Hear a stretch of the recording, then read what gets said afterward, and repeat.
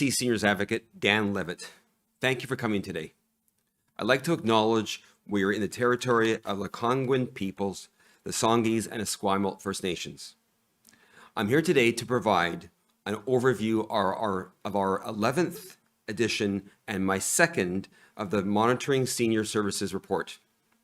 The report details the state of many BC senior services in our province, including 5 areas that my office monitors: healthcare, housing, income support, community support, and transportation, and provides an overview on several demographic trends for seniors in our province. This comprehensive report brings information from many sources together in one place and allows seniors, service providers, policymakers to see the larger picture. We compare data year over year, and we're going back 6 years prior to the pandemic in this report to help us see trends over time. Until last year, when Newfoundland and Labrador released a similar monitoring report, this report was the only one of its kind in Canada. The report itself is quite detailed, so I will spend time today on the most important frontline services for seniors and their loved ones in BC. I'm sure you can appreciate that there will be many areas needing improvement. So I'd like to start with the positive news. As BC Seniors Advocate, I'm happy to share that there are more seniors in BC today than ever before. In 2024, there were more than 1.1 million people over the age of 65 or older in BC. This population has increased 44% over the last decade and is expected to increase by 400,000, reaching over 1.5 million in 2036. The baby boomers now range in age from 62 to 80 years of age. So this is the beginning of the 80th year for a key cohort of seniors in our province, and many are starting the period in their lives when they will rely more on healthcare and other public services as they age. The good news in BC is that we're living longer. Today, a 65-year-old can expect to live nearly 23 more years and reach 87.8 years of age. That's 1 year longer than a decade ago. We are staying healthier longer, which is excellent news. I can tell you it's not unusual for me to meet people in their mid-80s who are living healthy, active lives. Over the last 6 years, the number of people 85 years and older has increased by 13% and 28% over the past 10 years. Many people in BC continue to work through their 60s because either they need to remain in the workforce to make ends meet, or they want to stay involved in the workplace. We've known for decades that the seniors population will increase. Today, 1 in 5 British Columbians is a senior, and within the next 10 years or so, that will increase to 1 in 4 when 25% of the population is over the age of 65. One of the support and services side that we want to talk about is the provincial government has made change to the Shelter Aid for Elderly Renters, or SAFER program. And many senior renters on low income are receiving higher rent subsidies. The average SAFER subsidy has increased by $330 per month, 59% higher than the $207 average 6 years ago. That's good news.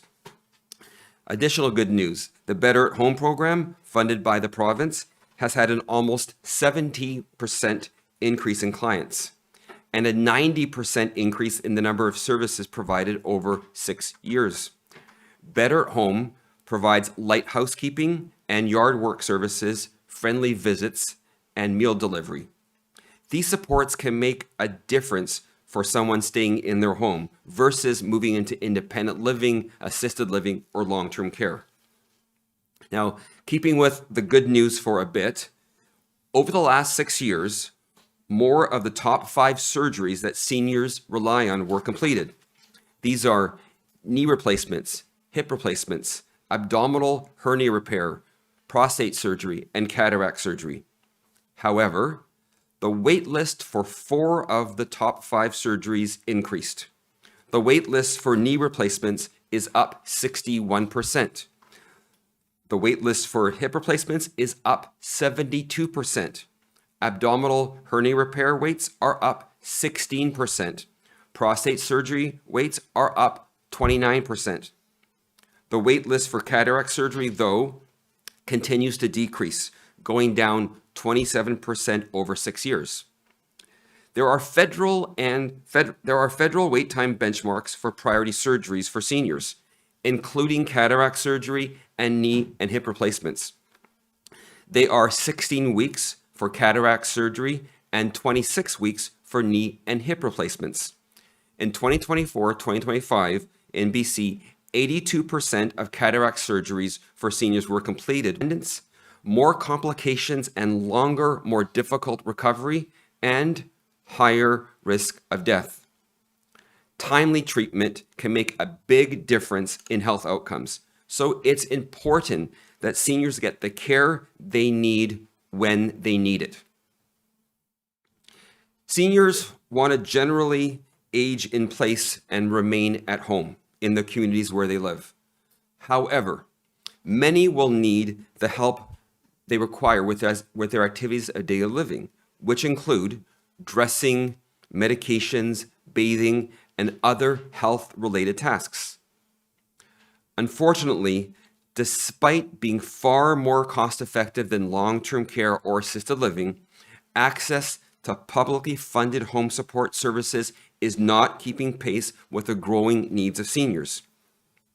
The number of people receiving home support has risen 16% over the last 6 years. The average hours of care they receive went up by 3%. But the rate of clients per 1,000 seniors decreased by 7%. We know more seniors will need to access home supports through the public system, but the cost is prohibitive for many seniors. A senior in BC with an annual income of $30,000 must pay $9,000 a year for 1 hour of daily visits of home support. The lowest income seniors, such as those receiving guaranteed income supplement, do not pay for home support, but anyone with just a slightly higher income does, or just doesn't get the care they need because they can't afford it.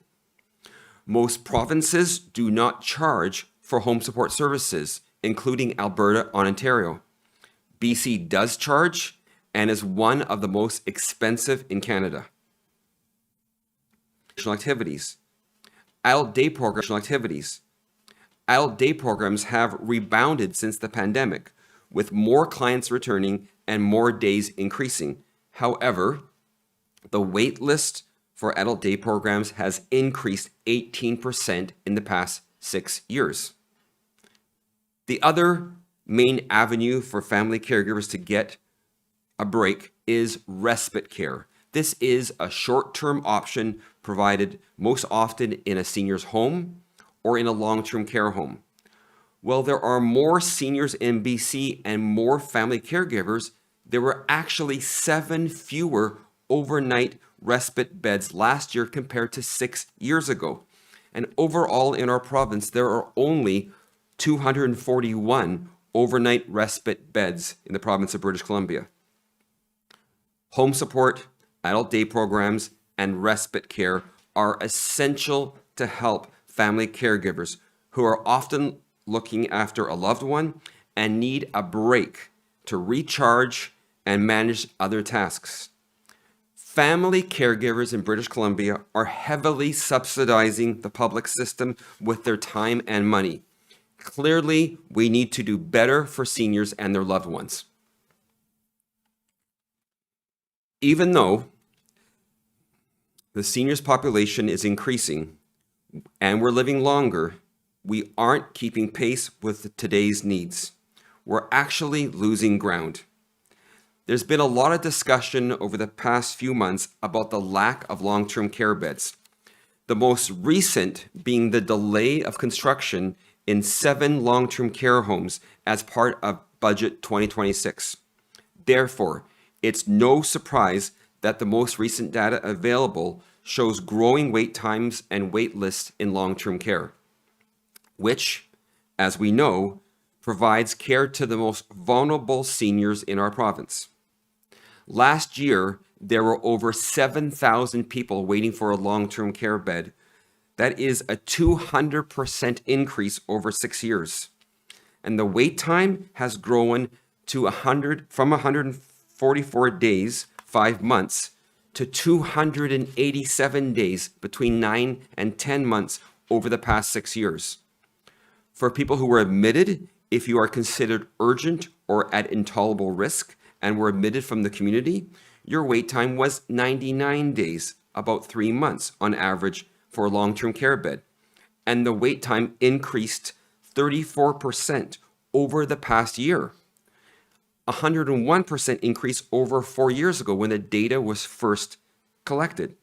Now, if you've been deemed eligible for long-term care and were admitted from the community, but not considered urgent, the wait time was 337 days on average. That's almost 1 year waiting for long-term care.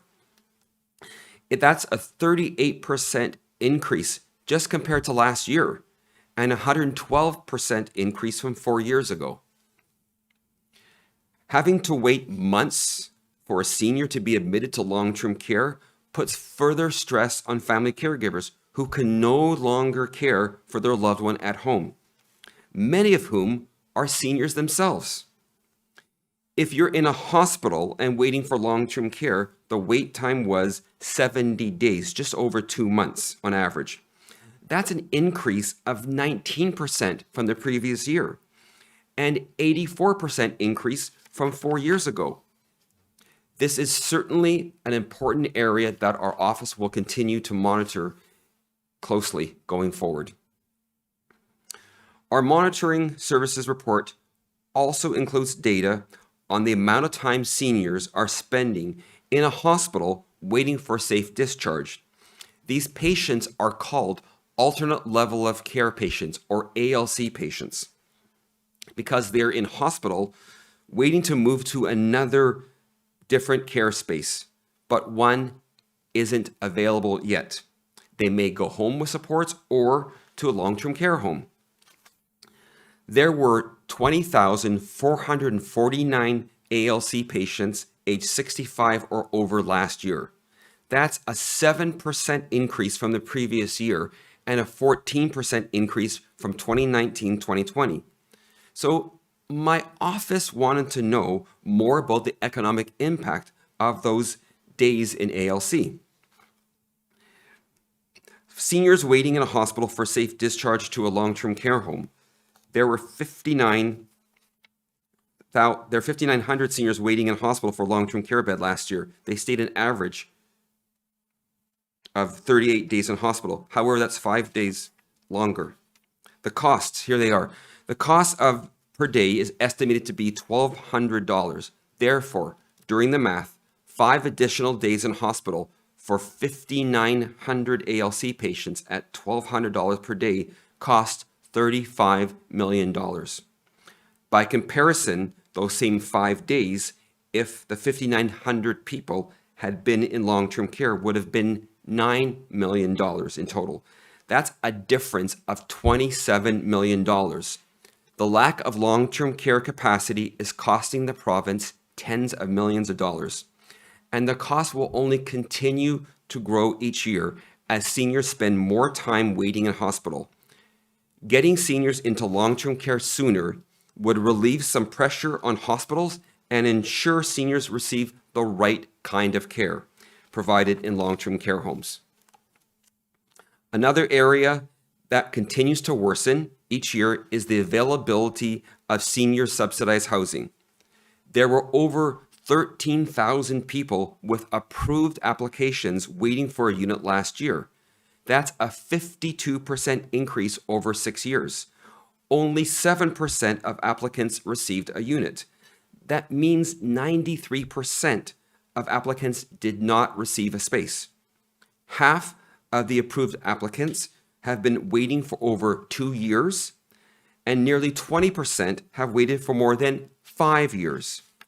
There were 5% more units, but the number of units per 1,000 seniors fell 5% over the past 6 years. So again, we're not keeping pace with growth. We're actually falling further behind. My office will also continue to monitor this area very closely. Moving to transportation, this year's report notes that 88% of seniors aged 65 to 74 have an active driver's license. That's a 13% increase over 6 years ago. Generally, many seniors over the age of 75 start to relinquish their license. Others who no longer can drive rely on buses to get to appointments or social outings, etc. Last year, almost 65,000 seniors with low incomes received a bus pass through the government subsidized program. That's a 10% increase over the previous year, but 1% below the 2019 level. Seniors who need more assistance getting around rely on HandyDart. However, the number of HandyDart rides provided decreased by 13% for BC Transit and decreased by 6% for TransLink over the past 6 years. I've heard from seniors and service providers that accessing HandyDart, particularly in rural areas, can be very difficult. But this service is a lifeline for seniors who want to get around and retain their independence. Another troubling area that continues to increase are reports of seniors abuse. Over the past 6 years, calls to the Seniors Abuse and Information Line, SAIL, reporting abuse increased by 71%. There was a 16% increase in cases reporting abuse, neglect, and self-neglect to designated agencies. Referrals and suspected cases of abuse, neglect, and self-neglect to the public guardian trustee increased by 17%. Violent offenses against seniors reported to the BC RCMP went up by 28%. And there was a 65% increase in cases of financial fraud against seniors reported to the Vancouver Police Department, which is especially worrisome because so many of these cases go unreported. Anyone experiencing or concerned about abuse, neglect, or self-neglect of a senior is encouraged to contact the Seniors Abuse and Information Line, their local community response network, BC 211, Crime Stoppers, the health authorities, RCMP, police, or my office of the Seniors Advocate. In conclusion, I'd like to mention something that I've been calling since I began in this role 2 years ago. I'm urging the provincial government to develop an action-oriented, measurable, cross-ministerial seniors plan. Senior services in BC are offered by many different ministries. This plan must outline how the province will meet the growing needs of the seniors population. It's clear from the data we've heard today that we're not even maintaining the same level of services. In fact, we're actually going backwards. Seniors and their families in British Columbia deserve to have essential frontline services, such as long-term care, home care, and health care, to be available close to home when and where they're needed. That concludes the areas I wanted to highlight in this year's report. I encourage anyone who wants to know more about any of these topics to read the report, which is available online at senioradvocatebc.ca. There are also many data tables that go into detail on the specific services, and some of them are divided by health authority. While the report's development was led by the staff at the Seniors Advocate Office, health authorities, ministries, service providers, and others had key roles in providing the information. Thank you to everyone who was involved in helping our office develop this year's report. I'd be happy to answer your questions.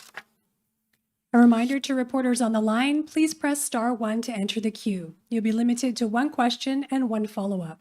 We'll start in the room. Please say your name and outlet when asking your question. Mark Page from Black Press Media. So you compared the the money that would be saved if those seniors waiting in hospital for a place in long-term care were instead in long-term care.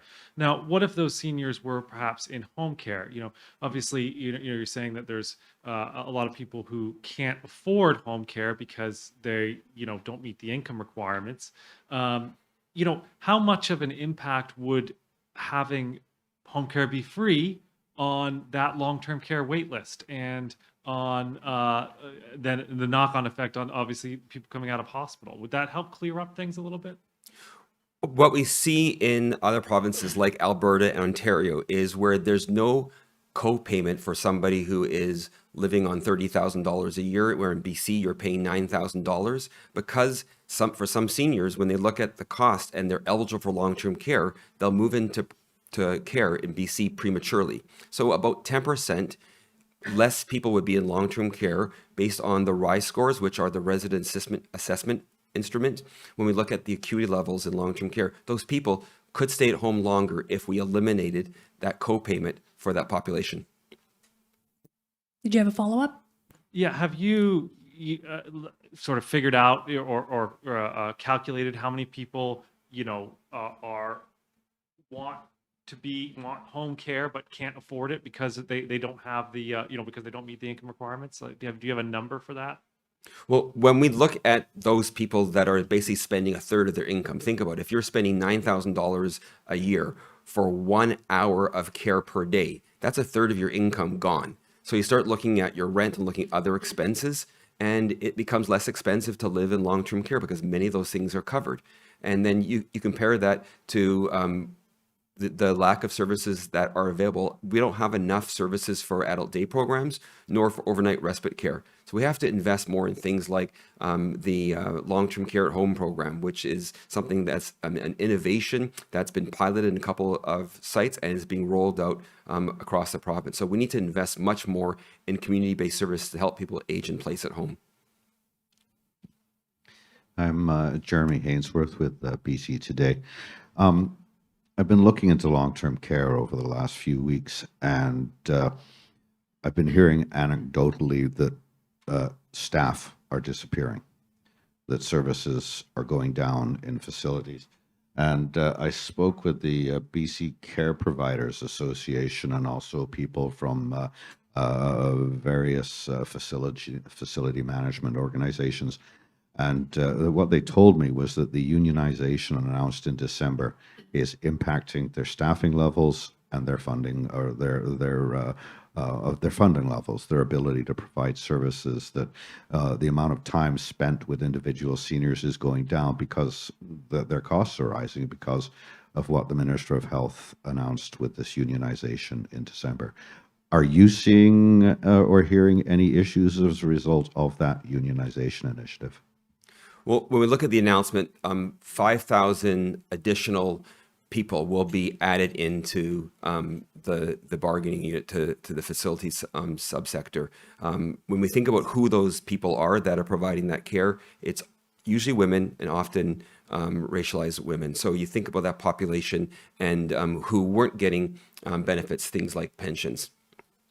When we also look at the long-term care funding, and we can look at the fact that long-term care, for 5 years, the government had a conversation with the industry around a funding formula. That conversation has stopped. That needs to restart, and we need a funding formula that pays the actual cost. And the accountability has to be built into that. But we also have to make sure that the funding that was taken away after the pandemic, that was really a lifeline for many of those care homes that were operating because we didn't have a funding formula in place. So we need both a funding formula that's fair and there's accountability, but we also need to have a health human resources strategy for seniors care specifically so that people are attracted to want to work in that sector, but also are retained and continue to work there. We'll go to the phones next. Alec Lazenby from the Vancouver Sun. Hi, Seniors Advocate. I was just wondering, you provide some data around wait times for surgeries, and you say that the number of surgeries in key areas have gone up, but also the wait lists have also gone up. And I know that's a reflection partly of the increase in seniors in the province, but also I know that wait lists for surgeries aren't just a problem among seniors, but the population writ large. What can be done specifically to help seniors and reduce some of these numbers? I know capacity in the healthcare system has been a problem, but what is recommendations around making sure seniors get the surgeries they need?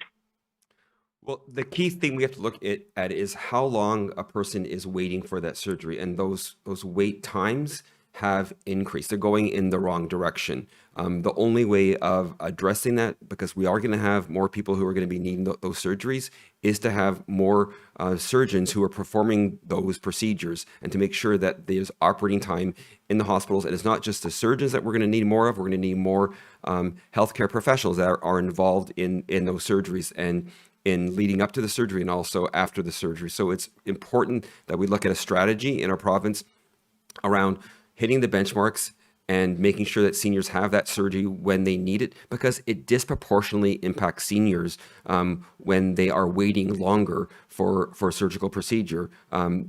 We've seen negative health outcomes as a result of being on that wait list for too long. Did you have a follow-up? Yes, I did. You talked about needing to have a strategy across ministries for helping with senior services and supports. What has the response been from the province in regards to these overtures? Is there any appetite, do you feel like, on the part of the province to develop that sort of strategy, given it's something that you have been calling for the last 2 years? So I'm cautiously optimistic that a seniors plan is going to happen in the future. I've had conversations myself with the seniors parliamentary secretary for long-term care, P.S. Chant, as well as our health minister, Josie Osborne. So we'll continue those conversations. We need to roll up our sleeves and get other ministries involved and prioritizing the needs of seniors, because as we know, we're going to have 400,000 more seniors in the next decade. And now's the time to have the plan to build the infrastructure and create the services that are going to be needed by an aging demographic. Next question is Katie DeRosa from CBC. Hi, Dan. Thanks for taking my question. I just wanted to ask about how your optimism about whether the government can actually afford to make the investments you're calling for, given the $13 billion deficit and the fact that the budget included rolling back on care homes that were planned and scaling back on those projects. I don't think this is an option of not investing in seniors. There's no way around this. There are going to be more people who are going to need those senior services. If it's long-term care, assisted living, if it's home supports, if it's affordable housing for seniors, we're going to need all of those things. And by not doing things like investing in long-term care, it has a direct impact on the family caregivers who are really subsidizing the public system, because they're the ones taking on that work. And then you think about it, if a senior was in long-term care, they'd have access to clinical services. That includes a physician. So if they're not in long-term care, they'll end up in the doctor's office. And if they're not getting those clinical supports, they're going to end up in emergency rooms and admitted into the hospital. And then you think about who's caring for that person. It's either a spouse, the family caregiver who's already burnt out, or it's somebody in the workforce who's missing work. And ultimately, that senior who should be in long-term care isn't getting the professional care that they would get if they lived in long-term care. So I don't think there's any way around this. We have to invest. Slowing down the delivery of those 7 projects, the goal is to push down the cost of delivering them in terms of the infrastructure. We'll be monitoring to make sure those projects aren't lost. At the same time, we have to make sure that we're building long-term care in the communities where seniors live, so they get the right kind of care close to home, so they don't have to leave the communities where they live. Did you have a follow-up?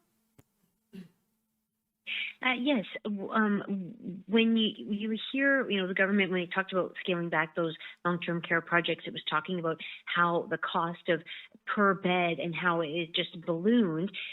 Based on your conversations with the government since the budget, have you been able to get any explanation of why those costs have ballooned so much? And is that not just going to get worse because construction prices are not going down? Yeah. Ultimately, some of the costs that have ballooned in terms of those building those care projects is related to inflation and the higher construction costs. But there are things that are included in the way they were being built that the Ministry of Infrastructure is looking at to bring down the cost, to make them closer to what the private sector, the nonprofit sector or the private sector are building. So I'm cautiously optimistic that we'll have standardized design guidelines for those projects.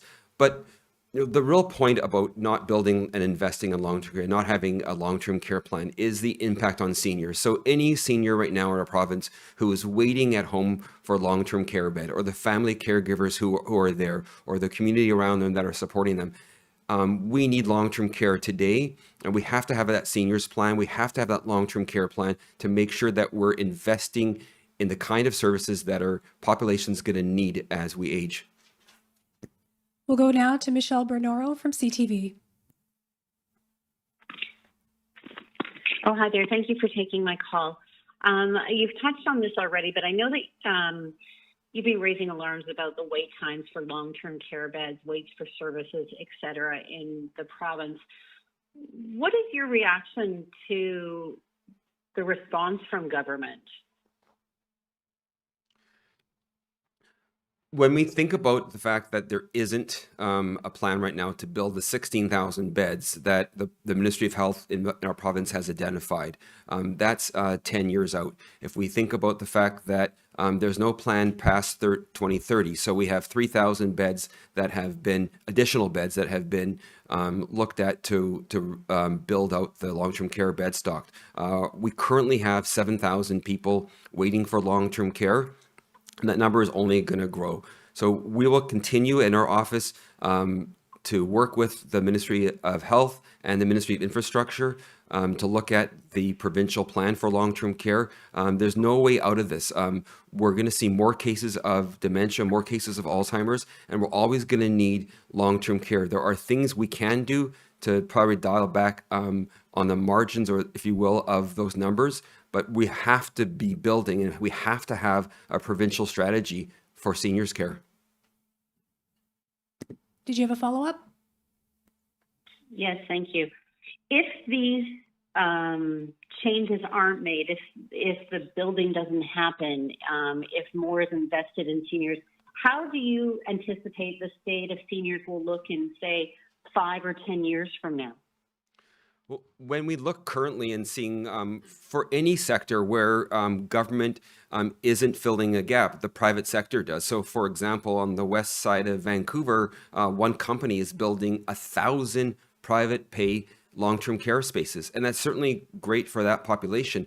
But for people who can't afford that, they're always going to be relying on government subsidies like long-term care, assisted living, subsidized home support, adult day programs, and respite care. So we need that robust continuum of care available for seniors. And that includes innovative models like the long-term care at home program that identifies people who need long-term care going forward and delays and perhaps even prevents long-term care move-ins. So we need that comprehensive continuum care available going forward. And now's the time to plan and to build that infrastructure that's going to be needed going forward.